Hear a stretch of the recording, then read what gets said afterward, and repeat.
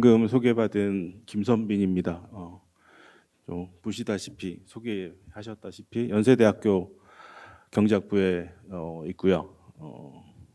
주로 거시경제학 이런 걸 강의를 하고 있고, 최근에는 이제 거시경제학을 수량 분석 이런 거를 주로 제가 하기 때문에 최근에 또 이런저런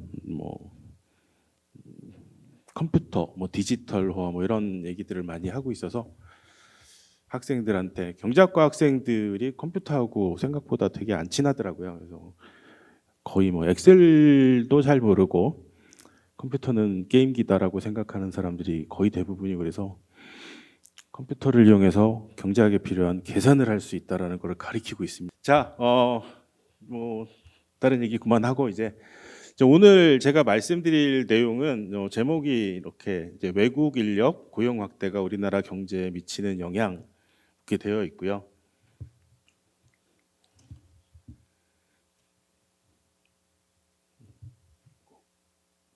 자, 외국 인력이라 하면 외국인이죠. 그냥 외국인, 우리나라에서 이제 나고 자란 사람들이 우리나라 기업이나 이런 그래서 일을 하는 사람들의 숫자가 최근에 여러분들 많이 들어봤다시피 많이 줄고 있는 형편이라서 노동력 부족이 심각한 문제가 되고 있을 거다라는 얘기들을 많이 들어보셨을 거예요. 그래서 그런 거에 대한 대책으로 이제 외국에 있는 사람들, 외국인들을 우리나라에 데려와서 우리나라 노동 환경에 이제 활용을 하고자 하는 그런 어떤 생각들을 많이 사람들이 하고 있습니다. 그래서 그와 관련한 이제 그런 사람들을 데리고 왔을 때 노동력 부족 현상이 잘 해소가 될 건가, 많이 해소가 될 건가, 아니면 그런 사람들이 실제 우리나라의 이제 어려운 문제들을 해결하는 데 도움이 얼마나 되는지에 대해서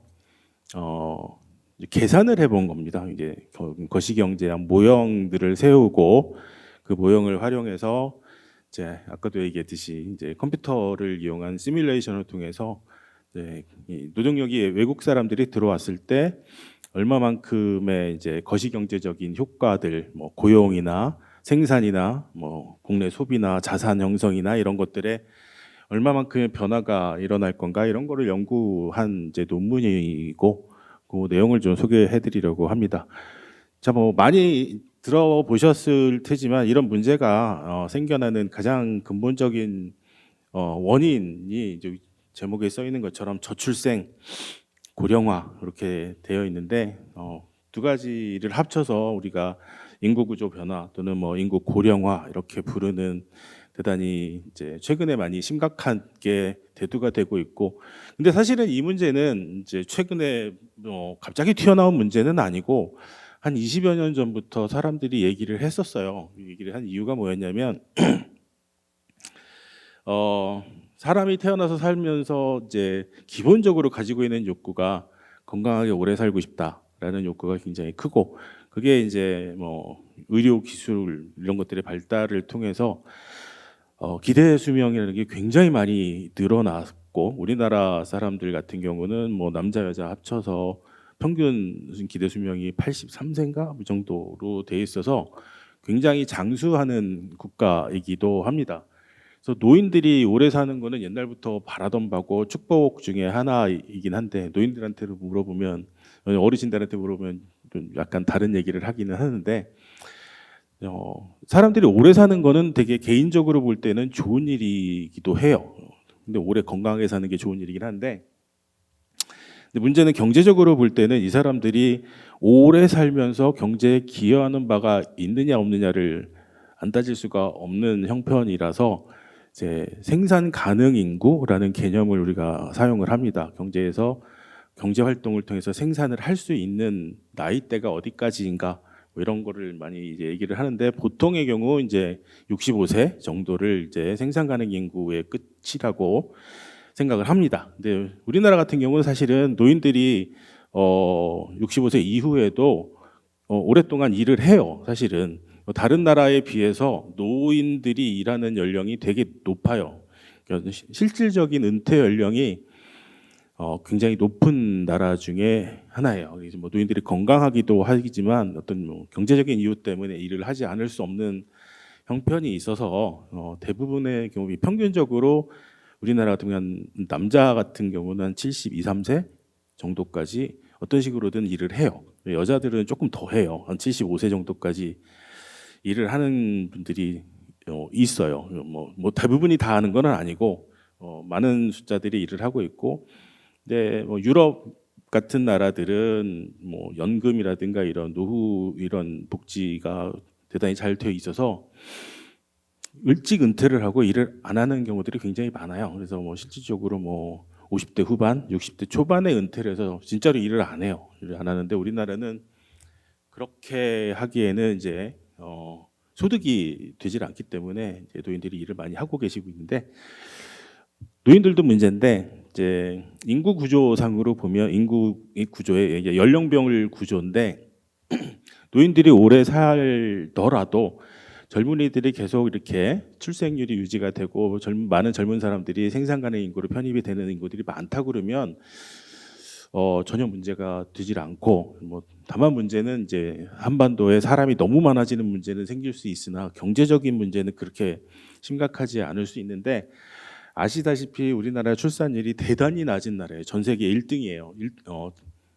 아래쪽으로 1등, 아래쪽 1등이어서 이게 현재 수준으로 보시면 작년에 합계 출산율이 0.78명.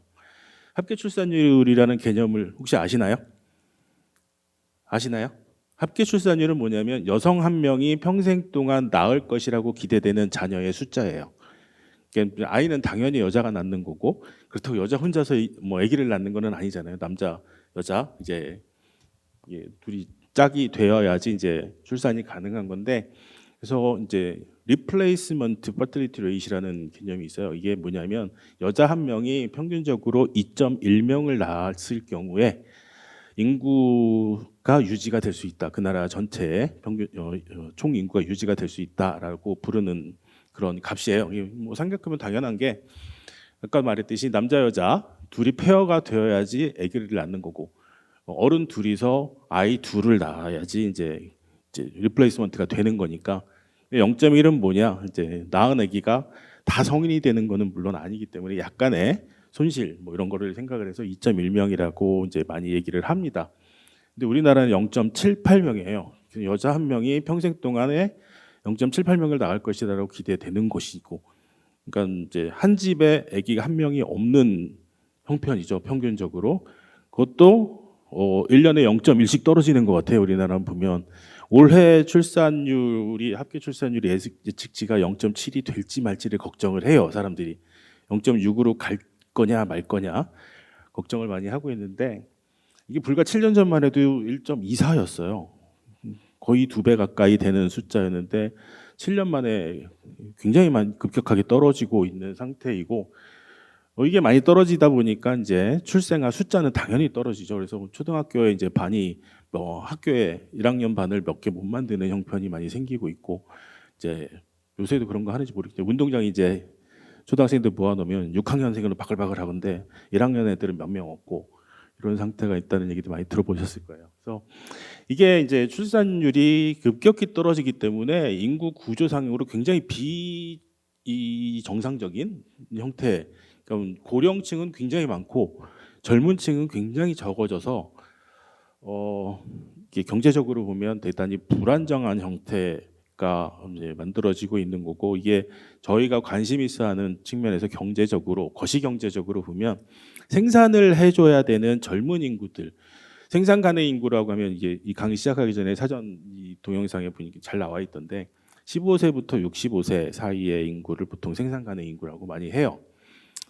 그 인구들이 지금 굉장히 적어지고 있고, 인구 피라미드라고 하는 거 많이 보셨을 텐데 보통은 이제 사람들이 살면서 이렇게 사망하는 사람들이 생기기 때문에 이렇게 이제 피라미드 모형으로 이렇게 삼각형처럼 생긴 게 정상적인 대부분의 경우인데, 우리나라 같은 경우에 역삼각형으로 이렇게 생겼어요.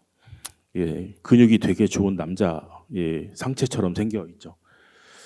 그래서 이게 남자 근육으로는 좋은데 인구 구조로는 대단히 불안정한 상태라서 심각한 문제가 앞으로 생길 거다. 지금은 아직까지는 이게 실현이 되고 있지는 않지만 인구 통계에 대한 예측은 거의 정해진 미래라고도 많이 얘기를 해요. 인구 통계에 대한 예측은 잘 안 틀려요. 현재 출산율이나 사망률 이런 거를 보면 앞으로 뭐 최소한 30년 후의 인구 구조는 거의 정확하게 예측이 되고 있고, 우리나라에도 통계청에서 장래 인구 추계라는 거를 5년마다 이제 발표를 하고 있고요. 저희가 그 데이터를 이제 가지고 연구를 하고 있는 건데, 출생자 수가 줄어들고 하는 것 때문에 문제가 되는 게 이제 노동 투입이 줄어들기 때문에 경제에 이제 뭐 생산할 때는 자본과 노동을 투입 요소로 써서 아웃풋을 산출해 낸다. 이게 GDP다라고 뭐 얘기를 많이 아주 이제 러프하게 얘기를 하는데, 생산 요소 중에 가장 중요한 게 이제 노동이에요. 사람이 이제 생산 과정에서 뭔가를 해야 되는 건데, 그 사람의 숫자가 줄어들면 생산량이 당연히 줄어들겠죠. 그걸 자본으로 대체를 한다 하더라도 뭐 아직까지는 사람이 하는 모든 일을 기계가 대체할 수가 없기 때문에 생산량이 당연히 줄어들게 될 것이고, 사람 숫자가 들어주면 이제 시장 규모가 당연히 줄어들죠. 그렇죠? 그래서 경제의 이제 사이즈가 줄어들기 때문에 규모에서 나오는 어떤 베네핏을 받을 가능성이 많이 줄어들게 되고, 그래서 규모의 경제가 없어지고 생산이 조금 덜 효율적으로 점점 가는 그런 경향들이 많이 생겨요. 그래서 지금 여러분들이 보면 이제 유럽의 작은 나라들 있죠. 우리는 뭐 그런 얘기들을 많이 합니다. 인구 고령화되고 사람 숫자 주는 게 뭐가 큰 문제냐. 저가 초등학교, 중학교 다닐 때 이제 뉴스에서 뭐라 그러냐면 3천만 동포 뭐 이런 얘기를 했었어요. 우리나라 인구가 3천만이었거든요. 지금 5천만이 되어 있는데, 그게 다시 한 30년 사이에 3천만 밑으로 떨어지는 게 거의 확실한 상태예요. 그 사이에 이제 한 30여 년 동안에 우리나라가 급속한 경제 성장을 하면서 사이즈 이펙트라는 거를 대단히 많이 향유를 했어요. 근데 이제 근데 걱정하는 사람들은, 그게 되게 이제 못마땅하다고 생각했던 사람들은 뭐냐면, 조그만 땅덩어리에 사람이 너무 많다, 인구 밀도가 너무 높아서 이 경쟁도 심하고 너무 살기 힘들다. 그래서 인구수가 차라리 주는 게 적은 숫자의 사람들이 조금 여유 있게 사는 게 좋지 않겠냐. 여유는 있을 수는 있는데 조금 전에 말씀드렸던 그런 비효율들이 생기고 그래서 사는 게 이제 비싸져요. 비용이 높아지는 문제들이 많이 생길 겁니다. 그다음에 이제 그런 비용 중에 제일 심각하게 이제 생각해 줘야 되는 게 노인 부양에 대한 부담의 증가예요. 흔히 이제 노인 부양 비율이라고 해서 65세 이상 인구를 65세 이하 인구로 나눈 값을 이제 부양 비율이라고 하는데, 이게 지금 우리나라는 한 20% 정도밖에 안 돼요.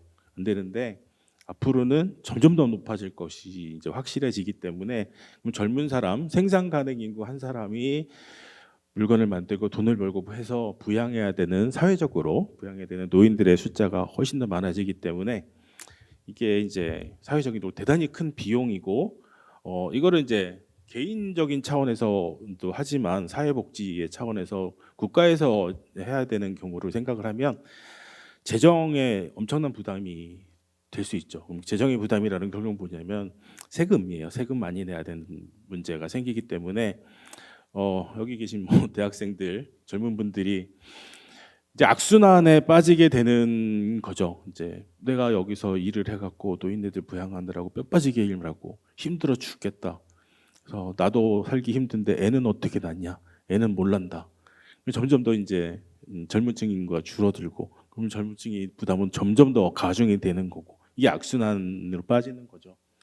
그런 일들이 이제 거의 확실하게 일어날 것이다라고 이제 되어 있고, 노인 인구들이 많아지면 노인들의 특성상 뭔가 이렇게 혁신적인 거를 하려고 하질 않죠. 안전한 거를 좋아하세요. 뭔가 이렇게 내가 모험을 하더라도 이게 잘 되면 큰 성공을 할 수 있다, 그걸 트라이하지 않는 경향들이 있죠.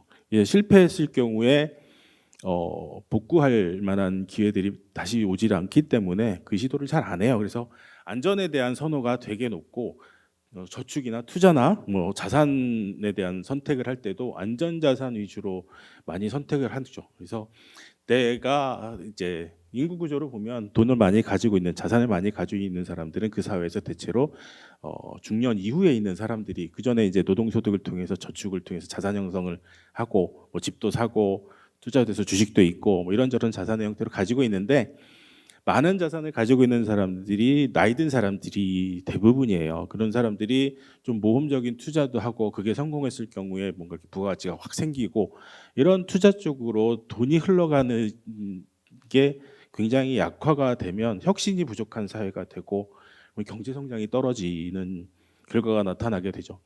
아까도 이제 사전 동영상에도 그런 얘기 나오던데, 우리나라 잠재 성장력이 떨어진다 이런 얘기 나오던데, 성장률이라는 게 이제 성장 분해, 성장 회계 이런 걸 해보면 세 가지 요소에 의해서 결정이 되죠. 자본의 성장률, 그다음에 노동의 성장률, 그다음에 생산성의 성장률, 요 세 가지가 합쳐져 가지고 GDP의 성장률, 경제 성장률이 결정이 되는 건데, 우리나라는 노동 성장률은 이제 네거티브인 게 확실한 나라가 되어 있고, 그렇죠? 그거에 더불어서 조금 전에 말씀드렸던 것처럼 혁신에 대한 노력에 대한 부족이 생기면 생산성 향상이 굉장히 저하될 가능성이 높죠. 그래서 경제 성장률이 떨어진다는 이유가 고령화 때문에 경제 성장률이 떨어질 거다라는 얘기가 그런 이유예요. 노인들이 일을 안 해서가 문제가 아니고 그런 이제 사이드 이펙트들이 심각하게 발생할 수 있다라는 얘기죠.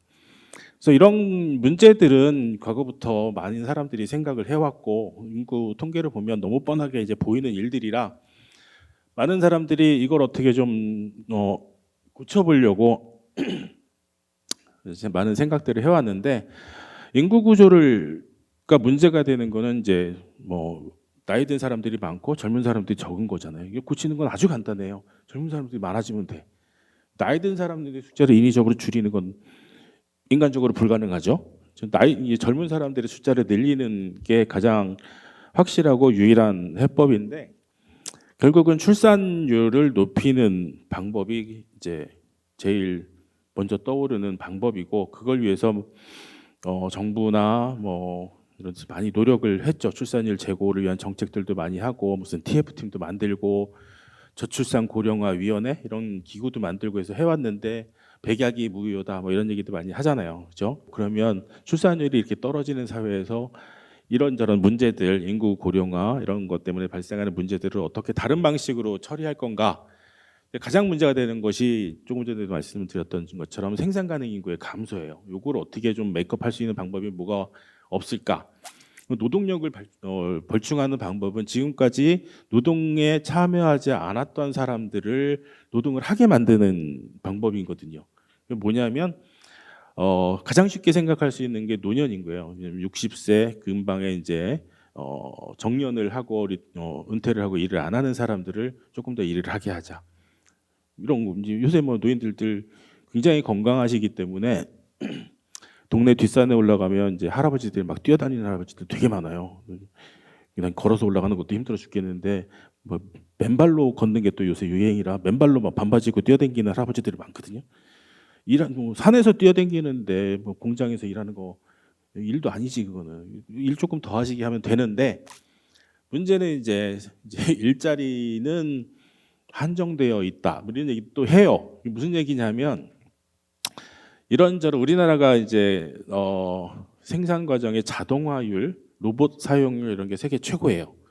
그러니까 노동력을 가능하면 덜 쓰고 기계로 대체하려는 경향들이 굉장히 강해서 일자리는 그다지 많이 늘지 않고, 그다음에 정해진 일자리를 가지고 젊은 사람들하고 경쟁을 하게 되는 문제가 생기기 때문에 청년 실업 문제 이런 것들이 굉장히 심각하기 때문에 노인들을 일을 시키려고 그러다가 청년들이 실업자가 되는 경우들이 많이 생기고, 청년이 실업자가 되면 문제가 뭐냐면 그 친구들이 수입이 없어지는 문제도 심각하지만, 젊었을 때 일을 하면서 숙련도가 높아져서 이게 점점 내가 좋은 일자리에서 또 돈을 많이 받으면서 일할 수 있는 기회가 애초에 박탈이 되는 그런 문제들이 생길 수 있기 때문에, 단순히 이제 노인들을 일을 더 시키자, 그게 생산 가능 인구를 단기적으로는 이제 상당히 메이크업할 수 있는 방법이긴 한데, 장기적으로는 이제 생산성을 현저하게 떨어뜨리는 문제가 발생할 수도 있어요. 그래서 이것도 잘 이제 적절한 방식으로 취해야 되는 문제가 있습니다.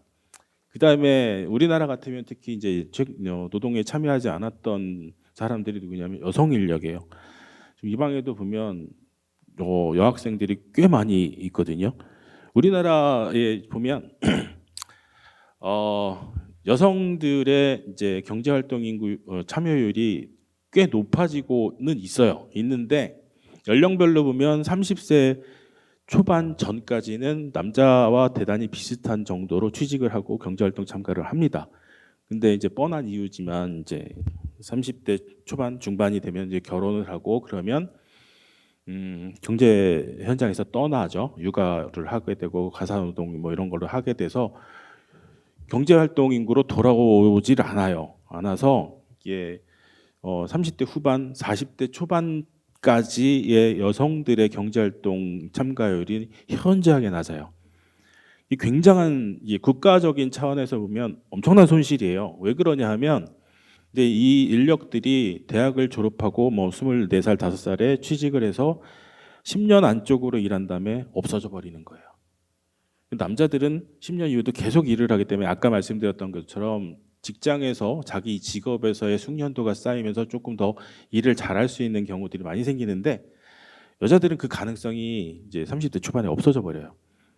개인의 선택이기도 하지만 사회적으로 뭔가 이렇게 강요되는 부분도 당연히 있습니다. 그래서 그런 것들을 좀 뭐 개선을 하자라는 이제 여성의 경제활동 참여를 높이자 하는 노력들도 많이 되고 있기는 합니다만 아직도 불편한 분들이 많이 있고 그래서 최근에 이제 대안이라고 떠오르고 있는 게 외국인 활용이에요. 외국 사람들을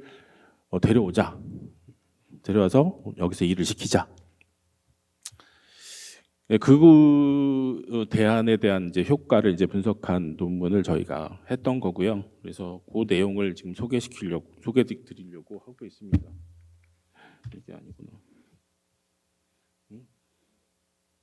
자, 오늘 제가 말씀드리는 내용들은 여기 이제 논문을 몇 개 적어놨는데 여기 써 있는 이제 두 번째 논문의 내용을 이제 말씀드릴 거고요. 저희 얘기들은 한정석 교수라고 아주대에 있는 분이고 홍재화 교수 서울대에 있는 분하고 지금 몇 년째 계속 이런 이제 인구 고령화와 우리나라 거시 경제에 대한 이제 효과 그런 주제를 가지고 계속 연구를 해오고 있는 과정에서 산출된 이제 논문들이고요.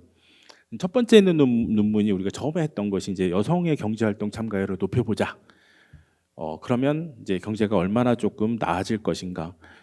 여러분 혹시 이제 M자형 이제 여성의 경제활동 참가율이 M자형이다 이런 말 들어보셨나요? 나이대로 보면 이렇게 생겼어요. M자처럼 이게 30대 중반부터 40대까지 이렇게 경제적이 낮아지는 현상들이 생겨요. 남자들은 계속 높아요. 남자들은 그냥 죽으나 살아 일을 하는데 여자들은 30대 초반까지는 열심히 일하다가 그 다음에는 뚝 떨어집니다. 그 다음에 이제 나중에 문제가 뭐냐면 10년 후에 노동시장에 복귀를 할 때 자기가 옛날에 젊었을 때 일하던 그 직종으로 복귀하는 경우가 거의 없어요. 10년의 차이가 있기 때문에 원래 일하던 직장으로 취직을 잘 못하고 제일 많이 하는 게 뭔 것 같으세요? 마트에서 이제 캐시어 많이 해요. 대학 나오고 잘 나가던 분들이 한 10년 애 키우고 이제 애가 초등학교 들어가고 중학교 들어가고 이제 엄마가 그다지 필요 없는 순간이 되면 나도 이제 일을 해야 되겠다라고 나가서 하면 이제 적절한 자기의 능력에 맞는 적절한 직장을 구하기가 대단히 어렵기 때문에 당장 돈 되는 이제 거의 알바 수준의 마트에서 캐시어를 한다든가 뭐 서비스업에 종사하는 경우들이 대단히 많아서 경제활동 인구도 낮지만 그들이 참여하고 있는 직업이 생산성을 높게 만드는 그런 직업, 자기의 생산성을 다 발휘할 수 있는 그런 직업들이 아니기 때문에 그런 것들이 굉장히 이제 경제적으로 엄청난 손실이 되기 때문에 여성의 경제활동 참가율을 남자들과 비슷하게 유지를 해보자라고 했을 경우에 얼마만큼의 이제 산출의 증가, 고용의 증대 뭐 이런 것들이 가능할까? 그걸 통해서 이제 인구 고령화 때문에 생기는 생산 가능 인구의 절대적인 감소가 어느 정도 메이크업이 될 건가? 그런 거 계산해 본 논문이고요. 두 번째 논문은 이제 외국인이고 그건 이제 좀 잠시 후에 자세히 소개를 해드릴 거고 최근에는 그 비슷한 걸로 이제 고령화가 되면서 노인들이 사회적으로 비용이 된다라는 이제 말씀을 아까 드렸는데 그 중에 제일 큰 게 의료비예요. 의료비. 여러분들도 보시면 젊을 때는 거의 병원에 가는 일이 그다지 많지 않아요. 이제 40대 후반까지는 병원에 갈 일이 별로 없습니다. 근데 50대 중반을 넘어가면 이런저런 이제 고질병들이 생기죠. 뭐 이제 고혈압도 생기고 당뇨 생기고 이제 장기적으로 관리를 받아야 되는 그런 병들이 생기기도 하고 그다음에 60대가 넘어가면 진짜로 돈이 많이 들어가는 병이 생겨요. 우리 의료비에 어느 나라나 대부분 비슷한데 의료비의 대부분은 60대 이상 된 분들이 한 50% 이상을 차지합니다. 대단히 큰 비중이 이제 노인 의료비로 이제 되어 있고 우리나라 같으면 건강보험에서 대부분 이제 의료비의 한 70% 정도는 커버가 되기 때문에 건강보험의 재정에 대한 문제가 심각하게 이제 대두가 되고 있어요. 요새 이제 계속 이제 뉴스에서 나오는 게 국민연금에 대한 얘기는 엄청나게 나오는데 건강보험 얘기는 잘 안 나오잖아요. 근데 아직까지 적자가 아니에요. 건강보험은. 근데 이게 적자가 되고 적자가 눈덩이처럼 커지기 시작하는 시점이 빠르면 한 5년, 길어봐야 한 10년 내에 올 거다라는 얘기들을 많이 해요. 이런 건강보험 관련된 연구를 많이 해오신 분들. 그래서 그런 것들. 그래서 건강보험의 재정이 빵꾸가 나면 무슨 일이 일어날 건가? 그걸 메꾸기 위해서 돈이 얼마나 더 들어가야 될 건가? 우리나라가 건강보험 체계를 유지를 할 수가 있을까? 그런 거에 대한 연구를 이제 작년에 한 게 있고요. 지금 이제 정리 중이고, 그다음에 이제 재정 이런저런 재정에 대한 부담을 이제 누군가가는 져야 되는데 그걸 세대 간에 어떻게 나눠지는 게 가장 효과적일까?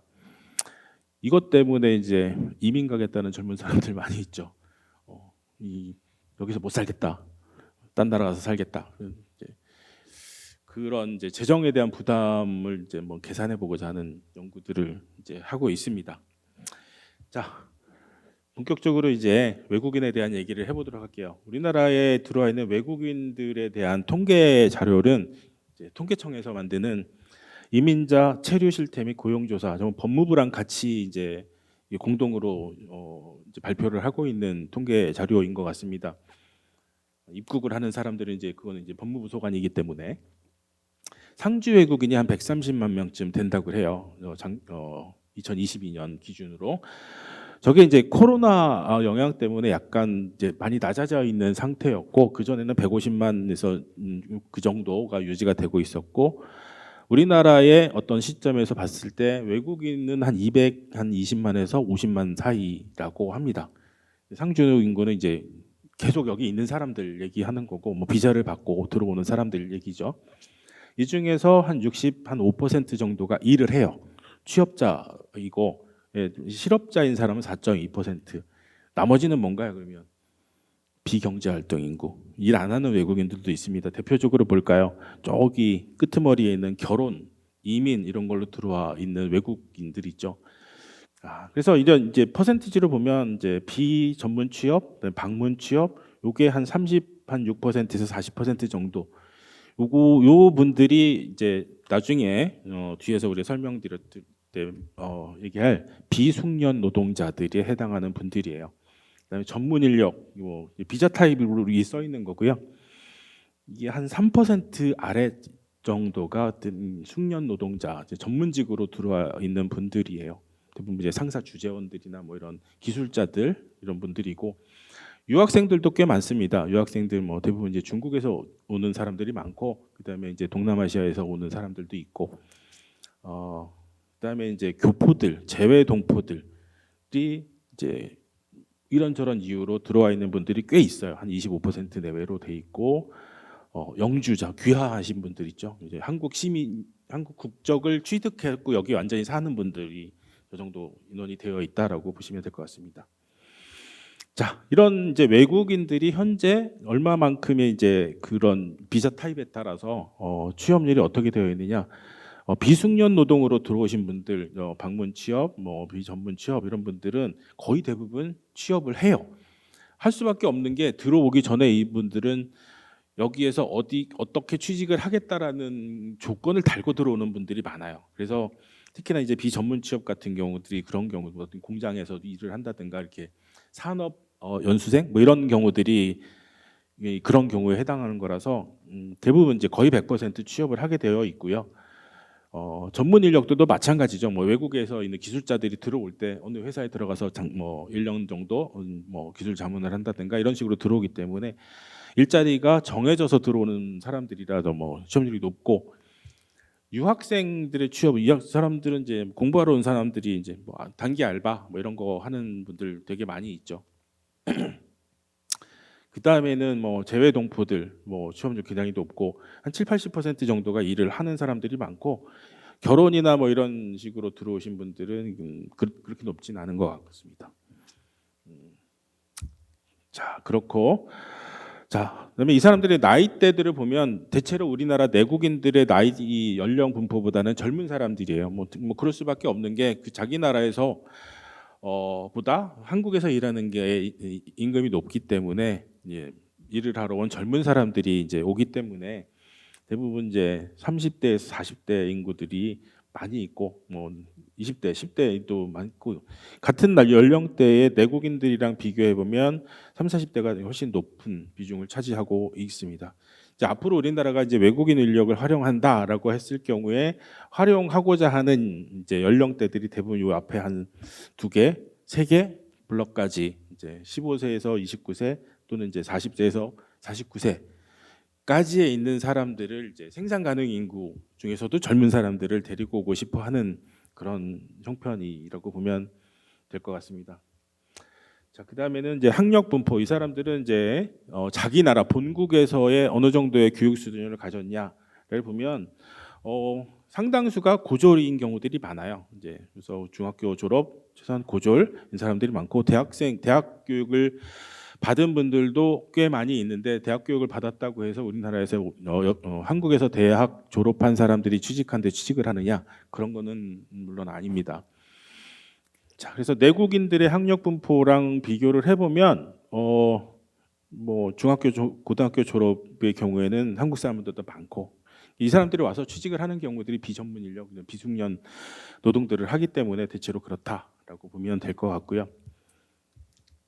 자, 요게 이제 재미있는 통계인데, 이 사람들이 우리나라에서 와서 얼마만큼의 어느 정도 수준의 임금을 받느냐, 내국인과 외국인을 비교하면 전체 노동자의 평균을 비교하면 이제 월 평균 임금이죠. 월급이 우리나라 사람들 같으면 평균 287만 원 정도를 번다라고 했을 경우에 외국인들은 230만 원, 좀 떨어지죠. 한 20~30% 떨어지는데, 여기 보면 숙련 노동의 경우는 우리나라 사람들이 훨씬 더 높아요. 대단히 높고, 비숙련의 경우를 보면 외국인의 비숙련 노동자의 평균 임금이 227만 원, 내국인은 225만 원. 되게 재밌죠. 비숙련 노동자인 경우는 내국인이나 외국인이나 돈 버는 게 거의 비슷해요. 액수가, 임금이. 요걸 보면 우리나라가 비숙련 노동자들을 지금 데리고 들어오고 있다라는 걸 볼 수가 있는 거예요. 이게 우리나라에서 이제 많이 필요한 외국 사람들을 써야 되는 직종들이 어떤 직종이냐, 고급 인력이라기보다는 국내에 약간 이제 임금이 낮은 저임금 노동, 저숙련 노동을 하는 사람들인데, 국내 내국인들만으로 하려고 그러면 임금이 너무 비싸. 그러니까 외국인들을 데려다가 그런 일을 시키겠다라는, 그렇게 하고 있다라는 것에 이제 반증이다라고 볼 수 있을 것 같아요. 자, 그다음에는 체류 자격별. 이 사람들이 와서 돈을 벌어 갖고 그 돈을 가지고 뭘 하느냐에 대한 얘기를 하는 건데, 이제 비숙련 노동자들, 비전문 취업, 방문 취업 이런 사람들 보면 특히 비전문 취업 같은 경우는 국외 송금이 한 60%가 넘어요. 돈을 벌어서 다 자기 이제 본국에 보내는 게 반 이상을 보내고 있다라는 얘기예요. 그게 뭐냐면 국내 저축을 안 하는 거죠. 이 사람들은 이제 대부분의 1년 미만으로 비자를 받아서 단기적으로 일하고 그 돈을 가지고 나갈 때 갖고 나가는 경우라고 보시면 될 것 같고요. 국내에서 저축을 많이 하는 경우가 뭐냐면 이제 전문 인력들이 한 25% 저축을 해요. 자기 소득에. 우리나라 사람도 자기 소득의 25% 저축이 잘 안 되죠. 저축률이 저렇게 높진 않아요. 그래서 숙련 노동자들을 외국에서 오는 사람들은 여기서 상당한 저축을 많이 하고 국내 자산 좀 자본 형성에 도움이 될 수 있는 사람들이다라고 보면 될 것 같아요. 이제 숙련 노동자와 비숙련 노동자들이 소비 패턴, 저축 패턴이 꽤 많이 다르다라는 거를 이제 이 내용을 이제 조금 머릿속에 담아 두시면 좋겠습니다. 자, 요거는 이제 우리나라 정부에서 그동안 해왔던 이제 2019년부터 외국인 인력들을 활용하기 위한 정책들을 1, 2, 3기 TF를 구성을 해서 뭐 해왔던 정책이라고 하는데 대체로 이제 정부에 추진하고자 하는 목적은 뭐냐면 숙련 노동자, 고급 인력들을 많이 유치하고 싶어 해요. 근데 아까 보셨다시피 숙련 노동자의 비중은 한 3% 정도밖에 안 되고 많은 사람들은 비숙련 노동자 싼 임금을 주고 일을 시키고자 하는 사람들 대부분 많이 돌아왔고 그 사람들도 이제 여기저기서 이제 데려와야 되기 때문에 어디서 어떻게 데려오느냐, 어떤 사람들을 데려오느냐에 따라서 되게 이제 정부가 그 정책적인 왜냐하면 이제 사람들을 데려올 때는 이제 법적 지위가 있고 그 나라의 외교적인 문제도 상당히 있기 때문에 우리 입장에서 보면 기업에서 보면 이제 짠 임금을 줄 수밖에 없는 입장에서 보면 가능하면 싸게, 가능하면 많이 이렇게 데려왔으면 좋겠으나 그것도 쉽지는 않고 그래서 그런저런 문제들을 이제 정책적으로 이제 서포트하는 그런 것들이 있고 외교적인 문제들을 이제 고려하고 있는 그런 정책들을 하고 있다라고 이해를 하시면 될 것 같습니다. 저는 이제 외국인들이 이민이 확대됐을 경우 또는 외국인들이 우리나라에서 일을 하는 경우들이 확대됐을 경우에 그게 우리나라의 거시경제에 어떤 영향을 미칠 건가에 대한 좀 큰 단위에서의 효과를 얘기를 하고자 하는 거고 굉장히 장기적인 측면에서의 얘기를 우리나라 경제에서 인구 구조 변화 자체가 굉장히 오랜 시간에 걸쳐서 일어날 일이기 때문에 상당 기간에 걸쳐서 일어날 인구 변화와 그 기간이 전부 다 거쳐 나갔을 때 한 150년, 200년 후에 우리나라 경제가 어떻게 될 것인가에 대한 얘기를 하는 거라 다소 황당할 수는 있으나 그 중간에 일어나는 일들을 보면 약간 충격적인 면도 있습니다. 그래서 좀 보시고 이런 현상이 있을 거다라는 걸 이제 생각을 하시면 좋을 것 같아요. 자, 이게 뭐 연구를 한 방법, 이제 논문의 이제 모형을 이렇게 만들었다라는 얘기인데 논문의 이제 가장 기초적인 얘기는 뭐냐면 중첩 세대 모형이라는 거를 우리가 만들 겁니다. 중첩 세대 모형이라는 거는 뭐가 이렇게 중첩이라는 게 겹쳐 있다는 얘기잖아요. 세대가 겹쳐 있다는 얘기예요.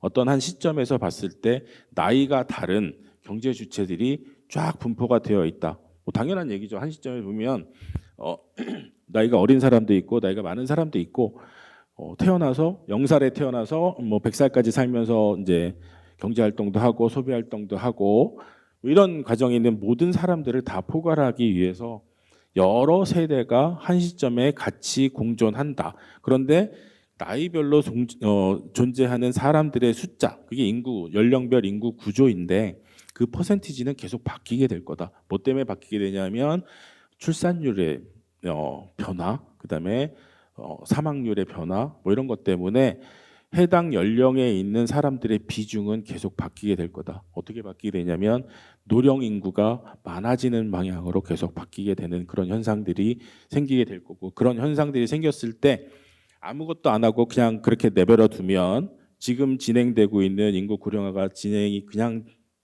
되게 놔뒀을 경우 우리나라의 거시 경제는 어떻게 될 것인지를 먼저 보고 그런 상태가 너무 비극적인 것 같아서 외국인들이라도 데려다 쓰자. 우리나라가 조금 개선을 하기 위해서 그럴 경우에 얼마만큼의 개선 효과가 있을 것인가에 대한 이제 시뮬레이션 결과들을 이제 소개하려고 합니다.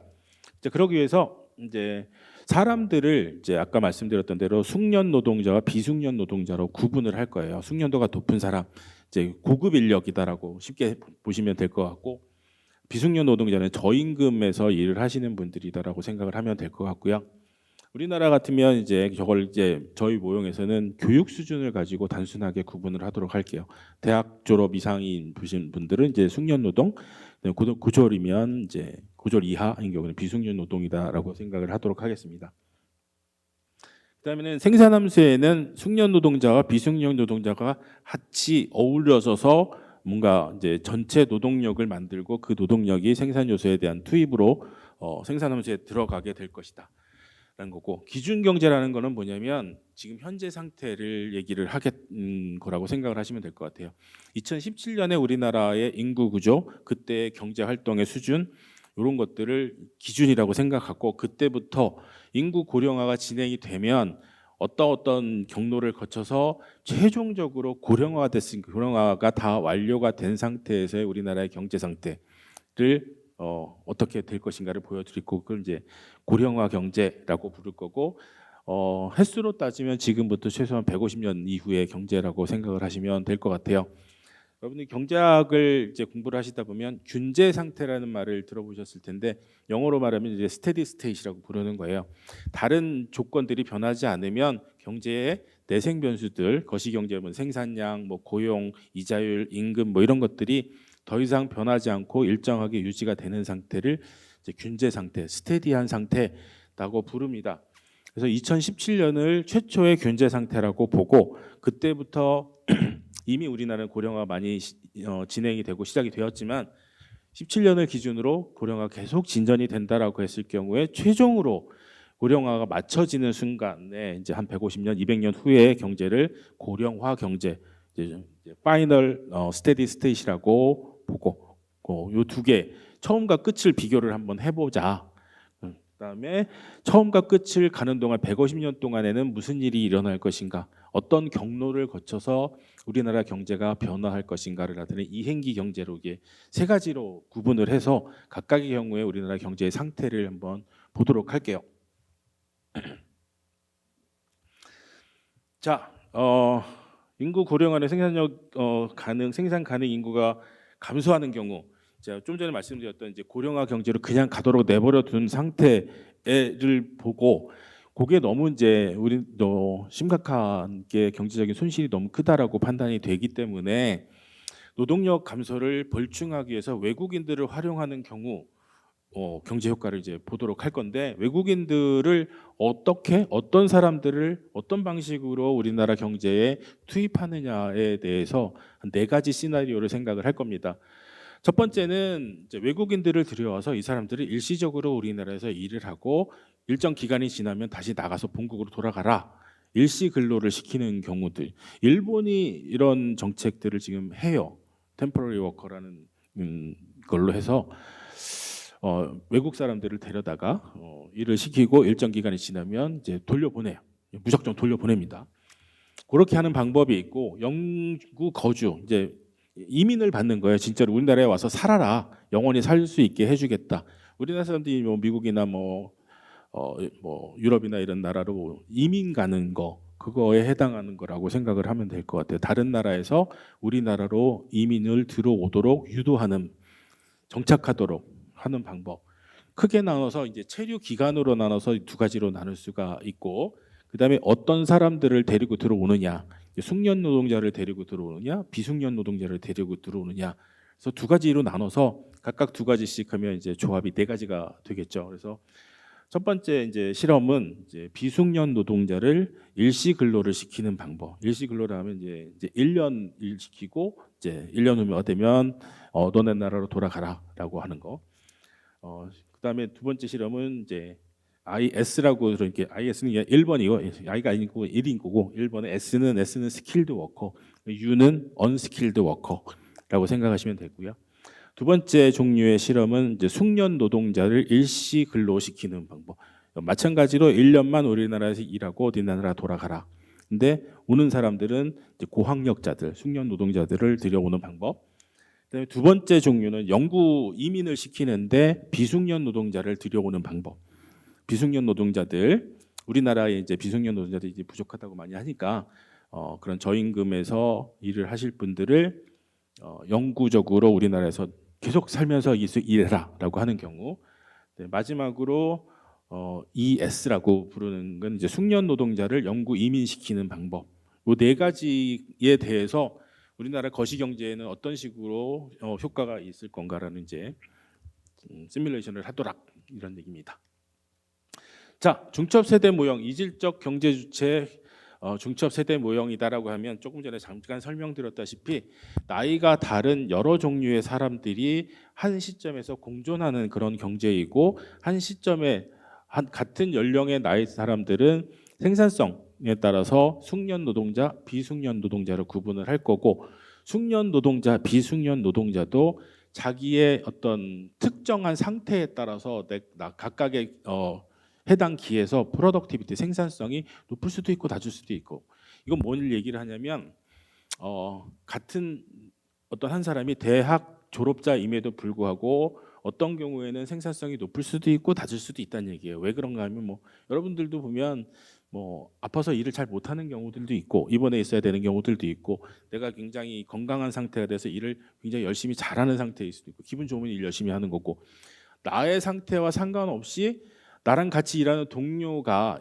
어떤 상태가 안 좋으면 이제 집단으로 일을 해야 되는 작업 환경 같으면 나의 생산성도 떨어지는, 우연히 떨어지는 경우들도 많이 있을 수 있어요. 그래서 개별 생산성이라는 것이 존재를 해서 그게 확률적으로 왔다 갔다 할 수도 있다라는 얘기입니다. 자, 그리고 이제 나이는 영세, 이제 모형에서 영세는 우리는 이제 성인 인구들의 경제 활동만 고려하기 때문에 현실적으로 보면 25살부터 경제 활동을 시작한다라고 우리는 가정을 할 겁니다. 우리나라이기 때문에 그래요. 보통의 경우는 이제 경제 활동 인구는 15세 이상 인구들을 많이 생각을 하는데, 우리나라 15세 인구는 이제 중학교 3학년인가요? 중학교 3학년이 노동을 하는 경우는 거의 없어요. 우리나라는 아르바이트도 잘 안 해. 걔들은 PC방에서 게임을 하지 PC방 알바도 안 하는 애들이라서 15세에서 뭐 19세 이런 애들이 대부분의 경우 그냥 학교에서 공부를 하지 일을 하는 경우들은 없기 때문에 빼고, 그 위에도 이제 24살까지도 대학생들인 경우들이 많기 때문에 우리나라의 대학 진학률은 이제 같은 나이 또래에서 75% 정도 돼요. 이것도 조금 떨어진 거예요. 옛날에는 2000년대 초반에는 80%를 넘은 적도 있었어요. 대학 진학률로 따지면 이제 세계에서 거의 최고인 나라인데, 그래서 이제 경제 활동을 진짜로 본격적으로 고려할 만한 나이는 이제 25살 이상이다라고 생각을 해서 25세 이상 성인 인구를 대상으로 해서, 현실적으로 25세가 우리 모형에서는 나이가 영세인 걸로, 영세로 이제 모형에 진입을 하는 거다라고 생각을 하시면 될 것 같고요.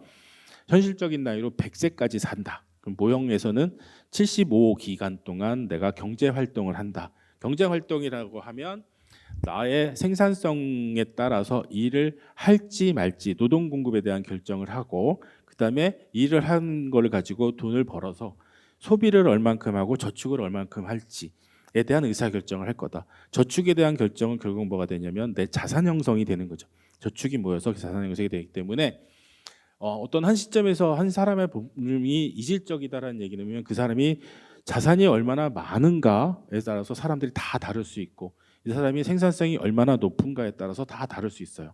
생산성이 다른 소스는 숙련 노동자인가 비숙련 노동자인가, 내가 그 전에 노동시장의 경제활동에 참여하기 전에 교육을 얼마나 많이 받았는가에 따라서 다를 수 있고, 숙련 노동자이냐 비숙련이 다를 수 있고, 여기 나와 있는 것처럼 그때그때 다를 수 있는 개별적인 생산성 때에 따라서 오르갔다 내렸다 할 수 있다. 그래서 굉장히 여러 가지 면에서 다른 측면을 가지고 있는 사람들이 많이 존재하는 그런 경제에서 개별적인 사람들이 자기의 처한 사정, 내가 자산이 얼마이고 생산성이 얼마이니까 나는 오늘 일을 얼만큼 해야 되겠다라는 의사결정을 하고 소비하고 저축하는 의사결정들을 다 하는 거를 우리가 컴퓨터를 이용해서 풀고 그것들을 다 집계해서 거시경제를 만들겠다라는 얘기입니다. 자, 그러면 이 경제에서는 이제 가계 부문들, 사람들에 대해서는 다소 복잡한 형태를 가정을 하지만, 이제 생산 쪽 기업에서는 굳이 그래야 될 필요는 거시경제를 다루는 거기 때문에 그렇게까지 복잡하게 만들 필요는 없고, 그래서 이제 경제 전체의 생산함수 GDP Y를 생산하는데 경제 전체의 캐피탈 K와 경제 전체의 유효 노동 L이라는 거를 조합을 해서 GDP를 만들어낸다라고 생각을 하면 될 것 같고요. L은 이제 유효 노동인데 이게 단순히 사람 숫자는 아니고 그 사람이 발휘하는 생산성을 전부 다 합쳐놓은 거다라고 생각을 하시면 될 것 같아요. 그래서 숙련 노동자는 저 L에 좀 더 많은 것을 기여를 할 것이고 비숙련 노동자는 기여도가 조금 낮을 수 있는 거다라고 보면 될 것 같고요. 이제 L을 구성하는데 언스킬드 워커, 비숙련 노동자와 숙련 노동자가 기여하는 부분을 따로 이제 저걸 이제 CES 함수라고 부르는데 Constant Elasticity of Substitution, 이제 대체 탄력성이 스킬드 워커와 언스킬드 워커 간에는 대체는 가능해요. 이 사람들이 하는 일이 딱 정해져 있어갖고 어떤 일은 비숙련 노동자만 하고 어떤 일은 숙련 노동자만 할 수 있고 그런 거는 아니지만 바꿔서 할 수는 있으나 이 대체할 수 있는 정도가 제한적이다. 제한적으로 대체할 수 있는 그런 생산 유효 노동을 저렇게 구현을 한다라고 보시면 될 것 같고요. 숙련 노동자와 비숙련 노동자가 동시에 생산 활동에 참여하기 때문에 이 사람들이 자기의 생산성에 맞게 임금을 받게 되겠죠. 그래서 숙련 노동자가 받게 되는 임금을 WS라고 저렇게 이제 계산을 할 수가 있고 비숙련 노동자의 임금은 WU라고 붙어 있는 거가 될 거고 저 둘의 격차가 있죠. 임금 격차. 이제 영어로 말하면 이제 웨이지 프리미엄이라고 부르는 건데 비숙련 노동에 비해서 숙련 노동이 몇 배나 되는가? 이제 우리나라 같으면 그게 한 1.5 정도 됩니다. 숙련 노동자 대졸 임금이 대졸 이하 사람들이 받는 임금에 비해서 한 50% 평균적으로 50% 정도 높다라고 보시면 됩니다. 이게 이제 다른 나라에 비해서 약간 높은 수준이기는 해요. 근데 과거에 비해서는 현저히 많이 떨어져 있는 상태이기도 합니다. 왜 떨어졌을까요? 대졸자들이 너무 많아서 그래요. 공급이 많으니까 당연히 값이 싸지는 거죠. 그렇죠? 자, 그래서 이런 식으로 간단하지는 않지만 이제 거시 경제를 이제 이렇게 구성을 하고 우리가 해야 되는 진짜 일은 뭐냐면 인구 구조를 변화시키는 겁니다. 2017년을 기준으로 생각해서 그때 상태의 인구 구조로부터 연령별 인구 구조가 있어요. 거기서부터 출발해가지고 출산율이 감소하기 시작하고 사망률은 또 감소하기 시작했죠. 둘 다 감소하죠, 그렇죠? 근데 사망률이 감소하는 거는 노인 인구를 늘리죠. 출생률이 감소하는 거는 젊은 인구를 또 감소시켜요. 이 굉장히 그래서 인구 구조를 고령화시키는 그런 방식으로 인구가 변동을 하기 시작한다라는 게 인구 변동기 1에 해당하는 거고 얘는 뭐냐면 인구 변동에 대한 통계 자료는 처음에 말씀드렸던 대로 통계청에서 만드는 장래 인구 추계라는 것이 있어요. 뭐냐면 2017년에 발표된 걸 저희가 사용을 하고 있는데 2017년부터 50년 동안 2067년까지 우리나라 인구가 어떻게 변화될 것인가를 다 계산을 해놓은 50년짜리 인구에 대한 예상 통계치예요. 통계청에서 여러 가지 통계 기법을 사용을 해서 만들어 놓은 거라 그걸 이제 우리가 그대로 받아들여서 향후 50년 동안 2067년 동안에 우리나라의 인구는 저대로 변해 나갈 것이다라고 받아들입니다. 자, 그러면 그 다음 2068년부터 2142년까지 2142년은 뭐냐면 2068에다가 75 더한 거예요. 왜 75냐면 25살짜리가 경제에 들어와서 100살까지 산다라고 가정을 했기 때문에 사는 동안에 75년을 사는 동안에 인구 구조가 변해 나갈 거예요. 다시 왜 변해 나갈 거냐면 우리가 가지고 있는 자료는 통계청에서 만든 그 자료에는 그대로 받아들이지만 그 이후의 거는 자료가 없어요. 없기 때문에 2067년에 있는 사람들의 생존 확률, 사망률 자료를 그대로 받아들이고 그때의 이제 새로 태어나는 사람들의 비율을 그대로 받아들여서 2067년에 그 인구 구조 변화하는 패턴을 고정을 시켜버리고 그것도 모르는 건데 그렇게 될지 안 될지는 모르겠으나 자료는 없으니까 일단 그렇게 놓고 하자. 2067년 상황이 앞으로 계속 된다라고 하면 2067년에 살아있는 사람들은 75년에 걸쳐 있는 인구 구조가 있잖아요. 이 사람들이 다 죽을 때까지는 인구 구조가 계속 변화하게 되겠죠. 그죠? 그러면 2143년에 태어난 사람 이후는 사람들이 태어나고 죽고 하는 패턴이 똑같아요. 그러면 인구 구조로 보면 그때는 스테디 스테이트예요. 인구 구조는 더 이상 변하지 않아. 근데 인구 구조는 변하지 않지만 경제 구조는 변할 수 있어요. 경제 활동은 사람들이 행동 양식이 이 균제 상태, 인구가 저렇게 정해지더라도 경제 상태가 뭐 예를 들어서 고용, 생산, 뭐 자본 축적 이런 것들이 새로운 스테디 스테이트에 도달하기까지는 추가적으로 몇십 년이 더 필요할 수도 있어요. 그래서 마지막으로 고령화 경제까지 가는 데는 추가적으로 몇 년이 더 필요하더라. 그래서 이 네 단계로 경제를 이제 쪼개서 그 사이에서 무슨 일들이 일어난 것인지에 대해서 한 200년짜리를 200년 동안 우리나라에서 뭔 일이 날 건지를 계산을 했다라고 생각을 하시면 될 것 같습니다. 자, 그래서 인구 구조가 장래 인구 추계가 나와 있는 거는 2067년 이 숫자가 잘 보이실려나 모르겠지만 나와 있는 것까지를 이제 보시면 우리나라의 전체 파퓰레이션이지만 아까 말씀드렸다시피 25세 이상 성인 인구만 고려하기 때문에 2040년 정도까지는 성인 인구가 증가해요. 우리나라의 절대 인구는 이미 자연 감소를 시작을 했습니다. 한 2년 전부터. 전체 인구는 줄어들지만 25세 이상 성인 인구는 여전히 아직 한 10여 년 동안은 증가할 수 있어요. 이거 뭐라고 부르나요? 인구 보너스 기간이라고 부릅니다. 2040년이 넘어가면 진짜로 경제활동에 참여하는 성인 인구조차도 급격하게 감소하기 시작해서 2140년, 150년이 지나가게 되면 2017년 인구를 1로 봤을 때 반토막이 나요. 0.5까지 떨어집니다. 0.5까지 떨어지고 우리나라의 공식 통계가 나와 있는 2067년을 기준으로 보면 한 80% 수준으로 떨어져요. 2017년에 비해서 50년 사이에 우리나라 인구의 20%가 없어진다라고 생각을 하시면 될 것 같습니다. 자, 이건 총 인구가 저렇게 변한다. 인구가 변하기 때문에 생산에 투입되는 사람의 숫자가 당연히 줄겠죠. 그러면 GDP 우리나라의 전체 GDP 당연히 줄어들게 되겠죠. 이건 좀 이따 보여드릴 거고요. 인구 구조가 변하면서 진짜로 심각하게 문제가 되는 부분이 이제 오른쪽에 있는 그래프예요. 이건 뭐냐면 이렇게 약간 내려오는 점선, 내려왔다 올라가는 점선이 뭐냐면 젊은 사람들 65세 이하 인구의 비중이고 밑에 있는 올라갔다가 떨어지는 형태의 점선이 노인 인구의 비중이에요. 그러면 65세 인구 비중을 65세 이하 인구 비중으로 나눈 게 아까 뭐라 그랬냐면 노인 부양 비율이라고 그러는 거죠. 자, 지금은 저 노인 부양 비율이 한 20% 정도예요. 그 얘기는 뭐냐면 생산 가능 인구 한 사람이 생산 가능 인구 5사람이 노인 한 사람을 부양하면 된다라는 얘기죠.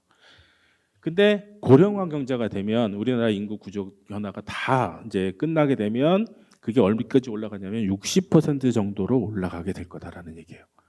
그죠? 60% 정도에 평평하게 되어 있는 저 실선이 평평하게 되어 있는 게 한 60% 정도인데 60%도 굉장히 많은 숫자예요, 사실은. 그죠? 근데 이제 문제는 뭐냐면 그 중간에 2060년부터 한 2100년 사이에는 저게 100%를 넘어가요. 100%를 넘어간다는 얘기는 뭐냐면 젊은 사람 한 사람이 노인 한 사람 이상을 먹여 살려야 된다는 얘기죠. 그죠? 굉장히 심각하게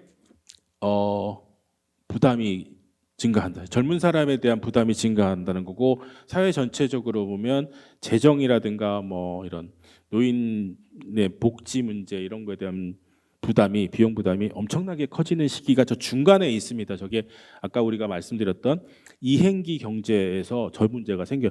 처음과 끝만 비교하면 노인 부양비가 한 3배 증가하네 그리고 말할 수 있는데 중간에 보면 6배가 증가하는 구간이 있습니다.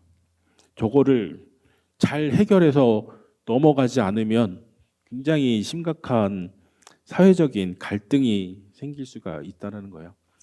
자, 그래서 모형을 이제 만들기 위해서 몇 가지 이제 통계치들을 2017년 기준으로 연령별 가로축이 나이대고 세로축이 왼쪽에 있는 그래프는 각 나이대들이 받고 있는 평균 임금을 숙련 노동자가 받는 평균 임금은 위에 있는 오렌지색으로 되어 있는 게 숙련 노동자들의 평균 임금이고 파란색 선이 비숙련 노동자들의 평균 임금이에요. 보시다시피 숙련 노동자들이 굉장히 높죠. 임금이 굉장히 높고 젊었을 때 이제 피크 이제 프라임 에이지 워커라고 부르는 이제 30대 후반부터 50대 초반까지의 임금 수준이 엄청나게 높아요. 2배 정도 높게 되어 있는 상태이고 오른쪽에 있는 거는 뭐냐면 나이대에 따른 고용률이에요. 얼마만큼 몇 퍼센트의 사람들이 일을 하고 있느냐. 숙련 노동자들이 이제 초반에는 비숙련 노동자들보다 조금 더 일을 하는 확률이 높아요. 고용률이 높은데 나이가 은퇴 이후의 나이대가 되면 보면 이제 비숙련 노동자들이 여전히 일을 하고 있는 경우들이 더 높아요. 숙련 노동자들보다. 이거 왜 그럴까요? 왜 그럴 것 같으세요? 이 두 그림을 보면 젊었을 때 은퇴 이전 나이대 고용률이 숙련 노동자들이 높아요. 뿐만 아니라 임금도 훨씬 높아요. 자, 그러면 일을 많이 하고 높은 임금을 받았으면 소득이 높겠죠. 높은 소득을 가지고 소비도 많이 하지만 저축도 많이 해요. 자산 형성이 꽤 많이 되어 있다라고 보면 은퇴 이후 나이가 됐어요. 65세, 70세가 됐을 때 숙련 노동자였던 분들은 은퇴를 진짜 할 수 있어요. 일 안 하고 그 전에 젊었을 때 벌어놨던 거를 자산을 이제 디큐뮬레이션 하면서 그 돈 가지고 이제 여생을 즐기시는 거고 비숙련 노동자들은 상대적으로 그게 안 돼 있기 때문에 늦게까지 상당 부분 일을 해야 되는 경우들이 발생을 한다라는 겁니다. 자, 요게 이제 왼쪽에 있는 거가 2017년 기준으로 우리나라의 인구 구조예요. 이렇게 생겼어요. 이제 오렌지색의 선이 비숙련 노동자들의 인구 비중이에요. 각 나이대별로. 초록색 선은 숙련 노동자, 대졸 이상인 사람들의 인구 비중인 거고, 파란색 선은 전체 우리나라 전체 인구의 나이대별 분포가 저렇게 생겼다라고 보면 되고, 2017년에 오른쪽에 있는 거는 고령화 경제에서 한 200년 후에 우리나라의 이제 인구 고령화가 다 진행이 된 스테디 스테이트에서는 굉장히 평평하게 태어난 사람들이 잘 안 죽고 그 사람들이 서서히 죽으면 나이가 들면 이제 많은 분들이 사망을 하시면서 급격히 떨어지긴 하지만 숙련 비숙련은 그대로 이제 비슷한 패턴을 보이게 된다라고 보시면 될 것 같습니다. 자, 그래서 이런 식으로 인구 구조가 되어 있는 나라에서 아까 말씀드렸던 이질적인 경제 주체 모형을 해서 사람들이 자기의 생산성과 자산 상태에 대해서 일하고 안 하고를 결정을 하고 소비 저축 이런 거를 결정을 했을 때 기준 경제 2017년에 우리나라 상태를 하고 고령화 경제 한 200년 후에 고령화가 다 끝난 상태를 비교를 하자라고 하면 성인 총 인구는 2017년을 100으로 봤을 때 한 49, 반 이하로 줄어듭니다. 한 200년 사이에 우리나라는 반토막이 나요. 자, 그다음에 부양비를 보면 아까 말씀드렸던 대로 20%에서 한 60%로 3배 올라가요. 그다음에 이제 거시 경제 부문에서는 GDP, 우리나라의 GDP를 2017년을 100으로 봤을 때 어디까지 떨어지냐면 40% 수준으로 떨어져요. 60%가 날아가 버린다는 얘기죠. 인구는 반으로 줄어드는데 생산은 반 이하로 떨어지는, 인구가 줄어드는 효과가 경제 규모를 훨씬 더 줄이게 되는 굉장히 악영향이 발생을 할 것이다. 자, 1인당 총생산, 1인당 소득도 마찬가지로 2017년을 100으로 봤을 때 한 83% 수준으로 떨어져요. 이게 문제인 거예요. 아까 말씀드렸던 대로 그냥 사람 숫자 줄어들고 한반도 조그만데 조금 사람 적고 여유 있게 널널하게 살면 좋지 않겠니?가 안 돼요. 널널할 수는 있으나 좋게 살지는, 좀 여유롭게 살지는 못하는 거죠. 소득이 떨어져요. 1인당 소득이. 이 소득이 떨어지는 이유는 뭐냐면 1인당 유효 노동이 떨어져요. 이게 무슨 얘기냐면 생산성을 반영하는 노동력이죠. 예, 아까 왜 그러냐면 고령화가 진행이 되면 노령 인구가 훨씬 많기 때문에 이 사람들 일 안 하잖아요. 고용을 잘 안 되고, 그래서 생산 활동에 참여하지 않은 인구들이 훨씬 많기 때문에 나라 전체 인구로 나누는 걸로 봐서는 유효 노동력이 굉장히 낮아지고, 그래서 1인당 생산량, 우리나라 전체의 평균적인 소득 수준은 이전보다 훨씬 떨어지는 수준이 될 것이다. 대신에 아까 말씀드렸던 대로 노인들의 성향상 안전자산, 내가 앞으로 살아야 될 기간이 더 많아지는 것이 되기 때문에 저축을 많이 해요. 그래서 자본은 2017년보다 훨씬 높아지는, 한 1인당으로 보면 한 14% 정도 자본이 더 많아지는, 자본은 살짝 높아지지만 노동 투입이 현저하게 떨어지기 때문에 생산이 굉장히 많이 줄어들 수 있다라고 보면 될 것 같아요. 이게 거시 부문에서 발생하는 이펙트들을 이제 가장 중요한 것들만 이제 뽑아서 보여드리는 겁니다. 자, 요거는 이제 생산 연령별로, 숙련도별로 고용률, 그다음에 뭐 임금 이런 것들이 변하는 패턴을 보여드리는 거고, 위에 있는 그래프 두 개가 고용률이고요. 고용률인데 왼쪽이 스킬드 워커, 오른쪽이 언스킬드 워커, 마찬가지로 왼쪽이 스킬드 워커의 임금은 더 높아져요. 숙련 노동자들의 임금은 더 높아집니다. 왜 그럴까요? 아까 기억나실지 모르겠는데 이 그래프를 보면 젊은 사람들 왼쪽에 이제 25살부터 한 40세까지의 경우에 숙련 노동자들의 비중이 높아요. 그죠? 근데 고령화가 되면서 비숙련 노동자들의 비중이 높은 나이가 많은 사람들의 인구 비중이 높아지죠. 그럼 경제 전체적으로 보면 비숙련 노동자들의 비중이 높아지는 거예요. 그렇죠? 자, 그러면 상대적으로 숙련 노동자들이 희소해집니다. 희소한 자원의 가격은 높아지죠. 그래서 고령화가 진행이 될수록 숙련 노동자들은 훨씬 좋아질 수 있어요. 임금도 높아지고. 근데 비숙련 노동자들은 임금이 변화가 거의 없어요. 그나마 떨어지지 않는 게 다행이지. 그죠? 그래서 고령화가 되면 상대적으로 숙련 노동자들은 소득이 더 좋아질 수는 있어요. 경제 전체적으로는 많이 떨어집니다. 그죠? 자, 이게 이제 고령화 경제와 기준 경제 처음과 끝을 비교해 드린 거고, 중간에 이행기에서 문제가 생기는 것들을 보여드릴게요. GDP는 인구 구조, 인구 수가, 총 인구가 떨어지는 것을 그대로 반영해서 왕창 떨어집니다.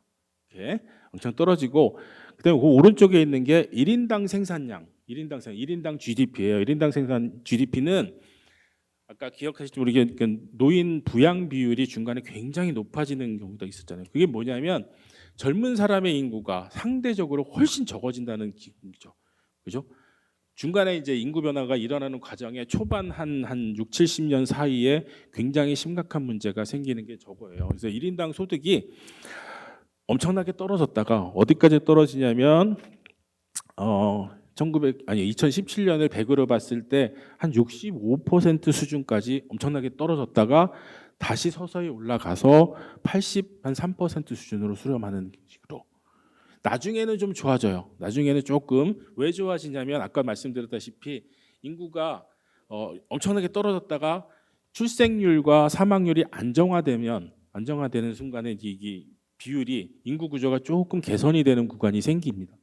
그래서 최종으로는 중간에 저렇게 최악의 순간보다는 나아지지만 2017년보다는 여전히 훨씬 안 좋은 수준으로 수렴을 하게 된다는 겁니다. 그다음에 이제 요 아래에 왼쪽에 있는 그래프는 레이버 에피션시, 총 유효 노동, 저것 때문에 중간에 이렇게 인구 구조가 변하는 것 때문에 유효 노동 수준이 굉장히 심각하게 떨어졌다가 회복을 하면서 수렴을 하게 될 것이고, 저걸 반영을 해서 자본량, 1인당 자본량도 물론 떨어졌다가 다시 올라가는 형태. 패턴이 되게 비슷하게 생겼어요. 거의 대부분의 이제 매크로 변수들의 패턴이 인구 구조, 노인 부양비를 거꾸로 뒤집어 놓은 형태를 많이 따라가게 되는 거예요. 자, 그다음에 위에 거에 좌측에 있는 거는 캐피탈 레이버 레이셔라서 K를 자본량을 유효 노동 수준으로 나눈 거. 그러니까 노동자 한 사람당 자본이 얼마나 있느냐. 저게 많아지면 뭐가 좋은가요? 임금이 높아지죠. 노동 생산성이 높아져서 임금은 높아지고 이자율은 떨어지게 되어 있습니다. 그래서 이 임금이 중간에는 높아져요. 경제 평균적인 임금 수준이 쭉 올라갔다가 떨어지는 형태가 될 거고, 아래에 있는 왼쪽에 있는 거는 숙련 노동은 이 평균적인 노동, 아까 말씀드렸다시피 인구 구조 변화 과정에서 숙련 노동자들이 상대적으로 희소해지기 때문에 이 사람들의 임금이 높아졌다가 수렴을 하는 거고, 비숙련 노동자는 거꾸로 현상이 생기죠. 비숙련 노동자가 상대적으로 많아지기 때문에 이 사람들에 대한 보상은 떨어졌다가 서서히 회복을 하면서 수렴을 하는데, 문제는 이제 저 비숙련자들이 중간에 엄청난 고통을 받게 되겠죠. 임금도 떨어지지, 고용도 나빠지지. 자, 그런 현상들이 생깁니다. 근데 문제는 뭐였냐면 아까 우리가 우리나라에서 지금 많이 도입하고자 하는 노동자들이 외국인 노동자들이 뭐였냐면 비숙련 노동자들이에요. 자, 요 그림을 보시면 오른쪽 구석에 있는 그래프가 비숙련 노동자들의 임금이 고령화가 되면서 나빠지고 있어요. 이 사람들이 형편이 나빠지고 있는데 저기다가 사람을 더 넣겠다는 얘기잖아요. 우리나라에서. 좋은지 나쁜지는 알아서 판단하시기 바랍니다. 자, 그래서 지금까지 요거는 이제 지금까지 보셨던 그 그림들, 테이블들을 이제 말로 이제 써놓은 거라서 다시 이제 읽지는 않겠습니다. 집에 가서 읽어보시면 돼요. 자, 그래서 인구 고령화가 이렇게 진행이 되면 우리나라 경제가 얼마나 나빠지는가를 이제 보여드린 거예요. GDP로 보면 반토막이야 40% 수준으로 떨어지고 1인당 소득으로 봐서도 한 30% 가까이, 아니다 30%는 아니었구나. 20% 가까이가 떨어지고 굉장히 타격이 심한데 이걸 좀 메이크업할 수 있는 방법을 뭘로 생각을 하느냐? 외국 사람들을 데려다가 우리나라에서 노동을 시키자. 우리나라에 사람이 부족하니까. 자, 그래서 아까 말씀드렸던 또 실험을 4가지를 이제 컴퓨터를 가지고 하는 거예요. 진짜로 사람을 데려다 실험을 할 수는 없고. 그래서 첫 번째 실험의 종류가 임시 노동, 일시 노동을 시키는 게 1년 단위로 외국인들을 데려오는데 누구를 데려오냐면 생산에 직접 투입이 될 수 있는 25살에서 44살 요 20년 사이에 있는 젊은 노동자들을 1년 체류 자격으로 데려와서 일을 시키고 1년이 지나면 다시 나가고 똑같은 종류의 사람들이 새로 들어오고 이렇게 되는 실험을 하는 거예요. 얼마만큼을 들여오냐? 각 나이대별로 해당 이제 우리나라 전체 인구의 0.25% 그러면 20년에 해당하는 나이들이 들어오기 때문에 전체 인구의 우리나라 내국인 인구의 2017년을 기준으로 하면 5% 정도에 해당하는 사람들을 임시 노동자로 들여와서 쓰다라는 얘기예요. 이게 지금 현재 아까 외국인 체류 현황 이런 거에서 상주 외국인이 130만이라고 그랬잖아요. 우리나라의 25세 이상 인구 성인 인구가 한 4천만쯤 됩니다. 4천만 분의 130만 그러면 5%가 좀 안 되죠. 한 4%, 3% 정도. 그거보다 조금 더 이민이 아니고 일시 노동자를 조금 더 많은 사람들을 들여다가 일을 시키겠다라는 실험인 거예요. 자, 그래서 외국인들을 들여올 때 이 사람들은 1년 단위로 들여오니까 이제 취업을 하기로 확정을 하고 데려오는 거라서 무조건 다 취업이에요. 일을 한번 그냥 다 하고 실업자 없어. 100% 다 취업자로 들어와서 완전히 다 생산에 투입되는 거다라고 보면 되고 이 사람들은 돈을 벌어서 자기가 번 돈의 50%는 국내에서 소비를 해요. 아까 이제 기억을 하실지 모르겠지만 이 사람들이 돈 벌어서 어떻게 쓰느냐 했을 때 한 60% 정도는 본국으로 송금을 한다. 1년 후에 나갈 때 다 들고 나간다. 국내에서 저축은 없는 걸로 생각을 하겠다라는 얘기입니다. 됐나요? 자, 그래서 일시 노동자들은 젊은 외국인 노동자들을 1년만 들여와서 일하고 나가고 다른 외국인들이 또 들어오고 이게 계속 반복이 되는 이런 일들을 하겠다라는 거고, 근데 누구를 데려오느냐? 숙련 노동자를 데려오는 경우도 있을 수 있고 비숙련 노동자를 데려오는 경우도 있고 각각의 경제적인 효과는 다를 거다라는 얘기입니다. 두 번째 실험은 이제 말씀드렸던 대로 이민을 받는 거예요. 아주 우리나라에 영구적으로 거주할 수 있게 외국인들이 들어와라는 거고 마찬가지로 25세에서 44세의 외국인들이 동일한 숫자 인구 전체 내국인 인구의 한 5% 정도에 해당하는 사람들이 들어와서 그러니까 인구가 5% 증가한다라고 생각을 하시면 될 것 같아요. 마찬가지로 이 사람들을 이제 숙련 노동자들을 들어오게 할 건가 비숙련 노동자를 들어오게 할 건가에 따라서 우리나라 경제에 미치는 효과는 다를 것이다. 그래서 각각 실험을 한번 해보겠다라는 겁니다. 자, 그래서 외국인 인력들이 좀 전에 말씀드렸던 대로 내국인들의 한 5% 정도에 해당하는 젊은 사람들이 우리나라에 갑자기 그냥 들어오기 시작하는 거예요. 그래서 오른쪽의 그래프를 보시면 이해하기가 쉬운데 초반에 이제 빨간색 선이 있고 이렇게 밑으로 떨어지는 파란색 선으로 되어 있는 거 그게 이민이 없을 때 외국인 노동자가 없을 때 그냥 내국인들의 인구 분포 연령별 인구 분포라고 보시면 되고 파란색 선은 25세부터 44세의 인구가 외국인 인구가 확 들어온 거예요. 그래서 그 나이 때만 사람이 많아. 그다음에 45세 이후에는 외국인 노동자가 없기 때문에 내국인만 있는 인구 분포로 다시 돌아가서 이렇게 삐쭉 올라가고 이렇게 떨어지는 형태의 조금 이상한 인구 분포가 되는 거고, 그다음에 이민을 아예 영구 거주할 수 있도록 외국인이 들어와서 살아라 그러면 초록색 선 같은 인구 분포가 된다라는 겁니다. 이게 해마다 조금씩 사람들이 들어오고 들어온 사람들은 계속 영원히 살기 때문에 외국인이 우리나라에서 노화가 되는 거예요. 이해가 되셨나요? 그래서 45세 이후의 인구들은 내국인과의 비슷한 정도로 똑같이 늘어나서 이게 돼요. 자, 문제는 이게 노동력을 확충하는 측면에서는 어느 게 좋을까요? 파란색 선이 훨씬 좋습니다. 왜 그럴까요? 젊었을 때 44세 이전에 저 사람들은 들어서 전부 다 일을 해요. 그죠? 일을 하는 조건으로 들어온 사람들인데, 근데 이민을 받았다, 영국적으로 거주하도록 하겠다라는 그런 정책을 하게 되면 이 사람들은 여기서 계속 살기 때문에 내국인과 똑같은 의사결정을 하도록 만드는 거예요. 여기서 일자리도 자기가 구해야 되고 취직하는 확률도 내국인과 되게 비슷할 것이고 소비하는 패턴, 심지어는 나이 들어가는 패턴도 똑같다라고 가정을 하면 이 사람들은 65세가 지나가 되면 은퇴해요. 우리나라에서 노후를 지내게 되는 사람들인 거예요.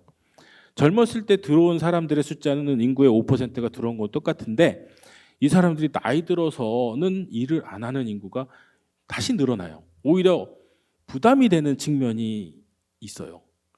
그래서 잘 생각해야 돼요. 외국 사람들을 우리나라의 이제 노동력 부족을 때우기 위해서 이민을 받겠다. 이건 비용이 상당히 수반이 되는 그런 정책이. 왜냐하면 국적에 따라서 이게 뭐 우리나라 영원히 영주권을 받던 국적을 취득하든 간에 계속 사는 사람이면 내국인과 동일한 대우를 해줘야 돼요. 안 그러면 국제적으로 외교적으로 문제가 되죠. 왜 니네 나라는 인종 차별하냐라는 문제가 생기죠. 국제사회에서 한국이 행세를 할 수가 없는 상황이 돼요. 우리나라 노동력 해결하기 위해서 다른 엄청난 문제를 만들어내기 때문에 내국인과 동일한 지위와 해줘야 되고 복지정책, 건강보험 다 해줘야 돼요. 똑같이. 그거 생각해야 되는 겁니다. 자, 그래서 이런 식으로 나이대별로 인구 구조가 변하게 되면 총인구는 이제 왼쪽 같이 이렇게 파란색 선은 이게 젊었을 때 위로 삐 올라갔다가 나중에는 외국인은 없어지는 형태가 될 거고, 초록색 선은 이민을 받으면 뒤로 갈수록 이제 내국인과 똑같아지는 현상이 생기게 되는 거죠. 자, 그렇게 되면 자, 왼쪽에 이제 고령화 경제, 아까 말씀드렸던 대로 우리나라 인구 구조가 심각하게 고령화돼서 한 200년 후에 새로운 스테디 스테이트, 최종 스테디 스테이트가 되면 우리나라가 뭐 경제 구조가 한 반토막이 난다. 그 상태를 고령화 경제라고 말씀드렸던 거고, 저 빨간 테두리가 되어 있는 거는 뭐냐면 비숙련 외국인을 일시 노동을 시키는 걸로 1년짜리 노동자를 데려와서 일을 시켰을 때 고령화 경제에 비해서 총 생산은 한 10%쯤 늘어날 수 있어요. 사람이 많아지니까, 일할 사람이 많아지니까 생산이 10% 늘어나더라라는 얘기고, 1인당 생산으로 보면 근데 상대적으로 훨씬 적어요. 0.1%, 0.15% 정도밖에 개선되지 않는다. 저 1인당에는 외국인도 포함이 되는, 이 사람들도 포함이 되는 겁니다. 일시적으로. 자, 그리고 보면 총 유효 노동의 증가가 눈에 띄죠. 13% 정도 증가하게 되는 거고요. 자, 그다음에 보면 외국인이 들어와서 좋긴 한데 내국인은 오히려 고용에서 손해를 봐요. 저기 마이너스 2.81 pp. 이건 뭐냐면 이전에는 외국인을 안 들여왔을 때에는 내국인들의 경우에는 비숙련의 경우 한 76%가 일을 했어. 근데 외국인이 들어와서 일을 하니까 일자리가 없어지는 경우들이 생기는 겁니다. 숙련 노동도 마찬가지예요. 왜냐하면 아까 봤던 CES 함수로 내국인과 숙련 노동과 비숙련 노동이 조합이 돼서 같이 들어가서 일을 해야 되기 때문에 내국인이 떨어지게 되면 같이 숙련 노동자도 고용이 나빠지게 되는 현상이 나타나게 된 거죠. 자, 여기서 주목할 게 한 건 뭐냐면 저기 마이너스 15.0%라고 되어 있는 거 있죠. 내국인의 근로소득이 15%가 낮아지게 돼요. 왜 이런 일이 생기냐면 조금 전에 봤듯이 내국인 비숙련 노동자들의 고용이 낮아지고 임금이 훨씬 낮아진다고 그랬죠. 왜냐하면 인구 구조가 고령화되면 상대적으로 이미 우리나라 내국인들 사이에 비숙련자들이 상대적으로 숙련자들이 많아져요. 2017년에 비해서. 거기에다가 비숙련 외국인들을 더 많이 들여와. 그럼 상대적으로 비숙련 노동자들이 훨씬 더 풍부해지죠. 풍부해진 자원의 가격은 낮아지는 현상 때문에 비숙련 노동자들의 임금이 훨씬 낮아지게 됩니다. 그래서 근로소득이 떨어져요. 외국인들이 와서 경제 규모가 10% 늘어나는 건 좋은데 내국인들의 생활 수준이 15% 나빠지는 문제가 생깁니다. 자, 그러면 숙련 노동자를 일시적으로 데려오면 좀 나은가? 조금 나올 수 있어요. 조금 나올 수 있죠. 이제 생산 규모도 한 18%가 늘어나요. 비숙련 노동자를 데리고 들어오는 것보다 훨씬 나아요. 2배 가까이 효과가 좋아요. 좋고 조금 전에 문제가 됐던 내국인들의 이제 내국인 비숙련 노동자들의 소득이 감소하는 게 저쪽에 보면 5.8% 오히려 늘어요. 비숙련자들. 이건 거꾸로죠. 숙련 노동자가 들어왔기 때문에 숙련 노동자들이 상대적으로 흔해지고 결국 거꾸로 비숙련 노동자는 희소해진 거기 때문에 걔들의 임금이 좀 나아져요. 그래서 비숙련 노동자들은 혜택을 봅니다. 언제 그러냐면 숙련 노동자들을 데리고 들어왔을 경우에는 이제 반대로 이제 숙련 노동자들의 근로소득이 떨어지는 문제가 생길 수는 있죠. 그래서 결과적으로 저 파란색 테두리로 되어 있는 숫자들과 빨간색 숫자들하고 이 고령화 경제를 비교하면 결과적으로 보면 숙련 노동자를 일시적으로 데려오고 도는 게 경제의 사이즈를 키우는 면에서 그다음에 고용도 늘리고 하는 면에서는 좋다, 나은 방법일 수 있다. 비숙련 노동자를 데리고 와서 일을 시키는 것보다는 자 그럴 거고. 자, 조금 전에 보셨던 거는 이제 처음과 끝을 비교한 거고 이제 중간에 이행기에서 발생하는 일들을 보면 그냥 이민이 외국인 노동자를 쓰지 않았던 거보다는 약간씩 이렇게 위치들이 올라가는 형편이 조금 나아지는 거, 그 정도의 차이는 있는 거고 이행 과정에서 뭐 이렇게 떨어졌다가 다시 회복하면서 좀 낮은 수준으로 수렴하는 그 패턴이 바뀔 수는 없어요. 그러니까 인구 문제를 획기적으로 해결할 방법은 없으나 약간 완화하는 정도는 할 수는 있다. 자, 그런데 맨 오른쪽 구석에 있는 그래프를 보면 저게 뭐냐면 비숙련 노동자들의 임금 수준이에요. 저거는 보면 되게 심각하게 문제가 있어 보이죠. 빨간색 선이 외국인 안 쓸 경우에 그냥 고령화가 그냥 자연적으로 되는 경우인 거고 비숙련 노동자를 외국에서 데리고 들어왔을 경우에 내국인 비숙련 노동자들의 임금은 이제 점선처럼 이렇게 우르르 떨어져요. 안 좋아지는 거죠. 내국인 비숙련 노동자들이 훨씬 많아지는 거기 때문에 내국인들 비숙련 노동자들한테는 훨씬 타격이 심한 겁니다. 반대로 숙련 노동자들은 훨씬 더 좋아져요. 이미 좋은 사람들은 더 좋아지고 이미 힘든 사람들은 더 힘들어지는 상태가 될 수 있는 거죠. 자, 그렇습니다. 자, 두 번째 실험은 뭐였냐면 영구 거주자들을 받아들이는 거죠. 이민 받겠다는 얘기죠. 이민 받겠다는 얘기는 아까도 잠깐 설명드렸다시피 같은 숫자의 내국인 대비 5%의 외국 사람들을 데리고 들어왔을 때 이 사람들이 100% 노동력이 안 됩니다. 안 되고 우리나라에서 한 65% 정도가 일을 하는 것처럼 그 정도의 고용이 늘어나는 효과밖에 안 되고 나중에 노령이 됐을 때 이 사람들이 노인 인구가 우리나라에서 증가하는 그런 문제를 또 만들기도 하죠. 그래서 이렇게 오렌지색으로 테두리가 되어 있는 거는 비숙련 외국인들을 이민을 받았을 때의 거시경제 효과. 초록색은 숙련 외국인을 이민으로 받아서 영구 거주시킬 경우에 우리나라의 이제 고령화 한 200년 후에 우리나라의 상태가 저렇게 보인다라는 거죠. 그러니까 일시적으로 1년만 일시키기 위해서 외국인을 들여왔을 경우에 비해서 보면 총 생산이 늘어나는 숫자가 조금 낮아요.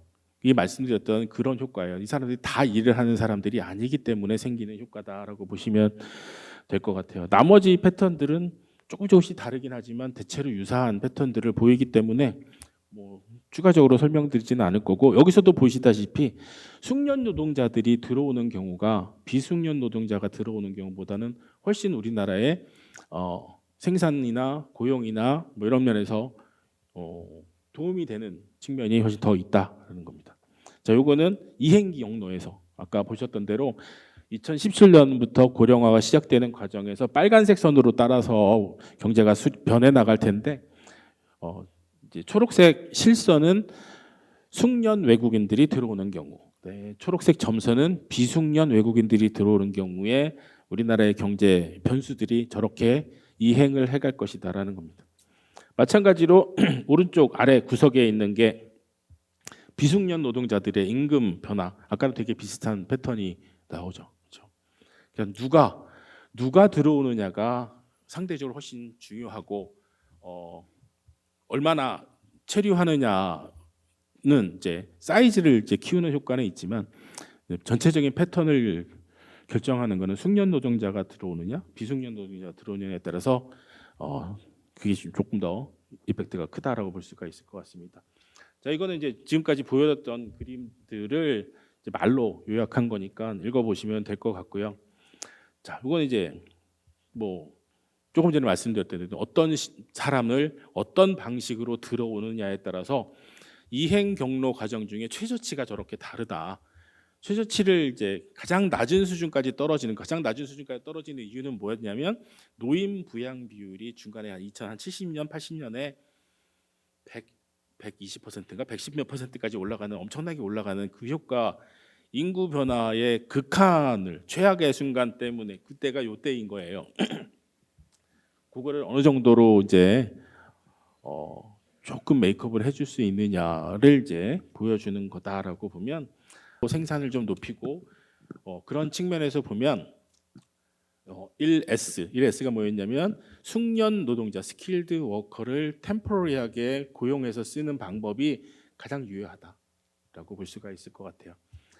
외국인 이민을 받는 방법은 저거에 템포러리하게 받는 방법에 비하면 완전히 우리나라 경제 입장에서 보면 한 30-40% 열등해요. 열등할 수밖에 없는 이유는 뭐였냐면 이 사람들이 템포러리 워커들은 와서 100% 일하는 조건으로 들어왔기 때문에 완전히 유효 노동으로 작동을 하지만 이 사람들은 그렇지가 않죠. 이민을 와서 내국인과 똑같은 행동을 할 거기 때문에 한 30-40%의 사람들은 일을 안 하는 경우들이 생길 거다라는 거죠. 오히려 숫자가 늘어나기 때문에 유효 노동이 늘어나 생산을 개선하는 효과는 조금 있지만 나중에 되면 이 사람들에 대한 이제 부양 비용이 그대로 똑같은 방식으로 들어갈 거다라는 걸 생각을 해야 된다. 이제 전통적으로 보면 옛날에도 보면 우리나라가 지금 이민을 이제 생각하는 이유는 뭐냐면 단기 노동을 받으면 1년만 와서 여기서 일하고 그래도 나가라. 이걸 매번 반복하기가 쉽지가 않잖아요. 다른 사람들을 계속 해마다 내국 인구의 5%의 수준이면 꽤 많은 사람들인데 계속 들여오기가 쉽지가 않아요. 아예 한번 들어와서 여기서 계속 살면서 우리나라에서 계속 일해라. 그 중에 가능하면 좀 숙련 노동자, 이제 학력 수준이 높고 그런 사람들이 좀 고급 인력이 들어왔으면 좋겠다. 고급 인력을 이제 유치하기 위해서는 이 사람들이 여기에 영구적으로 살 수 있는 여건을 마련해 주는 것이 유인이 된다라는 면에서 이민을 개방해야 된다라는 얘기들을 해요. 하는데 좀 보셨다시피 그게 그렇게 쉽지가 않다. 결과적으로 보면 지금까지 제가 말씀드렸던 이제 얘기들은 뭐냐면 외국인들은 그냥 들어오세요. 그러면 다 들어와. 근데 현실적으로 보면 이 사람들을 들여오기 위해서 우리나라 사회가 지불해야 되는 비용들이 꽤 있어요. 아까 말씀드렸다시피 단기 체류를 하든 뭐라든 간에 건강보험은 있어야 돼. 그런 기본적인 복지 비용이 추가가 되고 제도적으로 이 사람들을 들여오기 위한 여러 가지 법적인 문제들을 해결을 해놔야 되는 것이 있어요. 국내적으로. 그다음에 외국에서 이 사람들을 데려오는데 들어가는 이제 선발하는 데들은 비용들이 꽤 있습니다. 그냥 아무나 들어오게 하면 별의별 이상한 사람들 다 들어올 거 아니에요. 뭐 지나라에서 사고 치고서 도망 나오는 애들 뭐 어떻게 가릴 거야? 그런 거 가려야 되고 이런저런 절차들을 거쳐서 외국인들을 이제 선발해서 들여온다는 게 말이 좀 이상하긴 한데 그 자체에 여러 가지 비용이 꽤 많이 들어갈 수가 있어요. 그런 건 지금 고려하지 않고 순전히 들어왔을 때 우리나라에 미치는 영향만 생각하는 건데 그런 비용들이 꽤 높을 수도 있는 거고 그 다음에는 이제 저기 이제 사회적 수용성이라고 써져 있는 저게 되게 네, 저거 이제 슬라이드 만들면서 저거 쓸까 말까 이제 되게 고민을 했는데 우리나라에서 외국인들을 한국 사회에서 한국 사람들이 잘 받아줄까 하는 문제들이 있을 수 있죠. 전통적으로 보면 이제 이민을 많이 활용했던 나라들이 미국은 이민으로 이제 성립된 나라이니까 뭐 그럴 수밖에 없어요. 근데 그런 나라조차도 보면 요새 외국인들에 대한 문제들이 굉장히 심각하게 많이 일어나고 있고 인종 간의 갈등 무지무지 많이 일어나고 있고 그다음에 유럽에서 보면 영국, 프랑스, 독일 이런 나라들이 이민을 많이 받아요. 독일이 최근에 이민을 많이 받았죠. 아랍계 이민들, 난민들을 받았죠. 뭐 인도적인 차원에서 받았다고 말은 하는데 과연 인도적인 차원에서만 받았을까? 자기네 노동력이 부족하니까 노동력을 쓰려고 받은 거예요. 되게 많이 받았어요. 뭐 200만 명씩 받았는데 메르켈 총리 때 그거 이제 불쌍하니까 진짜 받아줬을까? 자기네가 필요해서 받은 거라고 생각을 하고 프랑스도 그렇고 영국도 그렇고 과거에 자기네 나라 식민지였던 나라의 사람들을 데려다 썼어요. 뭔가 이제 프랑스나 영국이나의 이런 지배 하에서 그 본국의 문화적인 거에 조금 이제 숙달이 된 사람들을 데려다 썼어요. 프랑스도 그렇고 영국도 그래요. 뭐 꽤 많은 사람들을 프랑스 같은 경우는 뭐 아프리카 그쪽 북쪽에 레반트 지역이라고는 거기서 막 700만, 800만씩 들어와서 이제 있는데 프랑스 하면 여러분들이 많이 생각하는 게 인종차별이 별로 없고 뭐 똘레랑스 뭐 이래가지고 앵글로색슨 계열의 나라들보다는 훨씬 외국인에 대해서 개방적이고 수용적이다. 그렇지 않아요. 거기도 장난 아니게 인종차별이 심합니다. 독일은 뭐 말도 못해요. 거기는 게르만 네, 우월성 뭐 이런 얘기 옛날 그 얘기 하던 데가 한 20년 전까지 그 얘기 했었어요. 근데 뭐 당장 이제 사람이 없으니까 닥치니까 어쩔 수 없이 하긴 하는데 되게 그런 나와 뭔가 좀 다른 거에 대한 거부감들이 본능적으로 있는 거 아닌가? 근데 한국 사람들이라고 다를까? 한국 사람들이 그렇게 착할까? 되게 심각한 사회적으로 외국인들을 잘 지낼 수 있을까? 뭐 저기 좋게 말한 게 사회적 수용성인데 그거에 대한 고민을 안 할 수 없을 것 같은데 잘 모르겠고요. 그다음에 이제 뭐 미시적 이해관계 이런 거 아까 말씀드렸던 대로 어떤 사람들이 들어오느냐에 대해서 그 내국인들이 혜택을 받는 사람도 있고 타격을 받는 사람들이 있어요. 대표적으로 이제 내국인 비숙련 노동자들이 임금도 떨어지고 고용 기회도 없어지고 하는 경우들이 많이 생기잖아요. 그런 사람들이 이제 외국 지금도 이제 가끔 이제 뭐 인터넷이나 이런 데 보면 외노자들 뭐 욕하는 사람들이 있잖아요. 왜 그러겠어요? 그 사람 때문에 자기네 잡이 없어졌다고 믿는다고 그럴까? 하여튼 그런 사람들인 거잖아요. 어차피 그 직업에 자기네 일 안 할 사람들이 많은데 그래서 그 외국인들을 데려다가 험한 일 시키고 있는 건데 그런 이제 이해 갈등 문제들 어떻게 이제 잘 해결을 해야 되는 거고 그다음에 이제 뭐 숙련 노동자들이 마냥 외국에 있냐 그것도 아닌 거고 어떻게 잘 데려와야 돼. 우리나라에 지금 3%밖에 안 되는데 숙련 노동자를 내국인의 5%를 어떻게 데리고 들어올 거냐 그런 문제. 그래서 이런저런 이제 복잡한 사람의 구성이 바뀌는 문제이기 때문에 뭐 단순히 기술의 문제 이런 차원보다 훨씬 어마무지하게 복잡한 문제들이 많이 생길 가능성이 있어서 조금 걱정이 되죠. 그래서 잘 생각해서 경제적인 효과 당연히 있습니다. 지금 보셨던 것처럼 상당한 효과를 이제 낼 수는 있으나 그 반면에 이제 발생하는 여러 가지 비용들에 대해서도 고려할 필요가 있지 않을까. 자, 그러면 이제 대안으로 생각할 수 있는 게 뭐냐?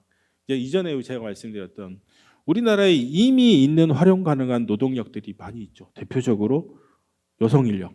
아까 초반에 말씀드렸던 잘 훈련되고 잘 교육된 여성 노동력이 어마무지하게 많이 있습니다. 이 사람들을 데려다 써야 되는데 왜 안 쓰고 있을까요? 왜 안 쓸 것 같으세요? 아까 이제 제가 말씀드리면서 외국인 가사 노동자를 데려다가 가사를 그 사람들에게 맡기면 고급 여성 인력들이 나와서 일을 할 거다. 딱 그 마인드인 것 같아요. 제 생각에는 이제 저출산과 관련해서 지금도 여자들이 밖에 나가서 일한다고 애 안 낳고 있는데 나가서 일하라고 시키면 출산율 더 떨어질 거다. 이 택도 없는 생각들을 하고 있는 것 같거든요. 출산과 이제 노동이 이게 반대되는 개념이라고 생각하는 사람들이 여전히 많아요. 남자들이 그래요. 남자들이 우리나라에 정책하는 남자들이 그렇기 때문인데 그런 이제 이 출산율을 대단히 많이 높일 수 있었던 북유럽 국가들이나 프랑스도 그랬고 일본도 우리나라보다 높아요. 그런 나라들이 했었던 이제 출산율 정책들을 보면 여자들이 일을 할 수 있게 해주면 됐었어요. 일하는 거와 출산이 이게 충돌하는 가치가 아니다라는 거를 생각을 해야 되는 건데 조금 시간이 걸리는 것 같습니다. 그래서 되게 어려운 문제예요. 이게 노동력을 단순히 어디서 데려와다 쓴다. 이 차원은 훨씬 넘어가는 문제라서 우리나라 사회 구조가 심각하게 변할 수 있는 문제라서 잘 생각해야 되는 거고 이제 그 중에 한쪽 이제 베네핏 쪽에서만 보여드린 겁니다.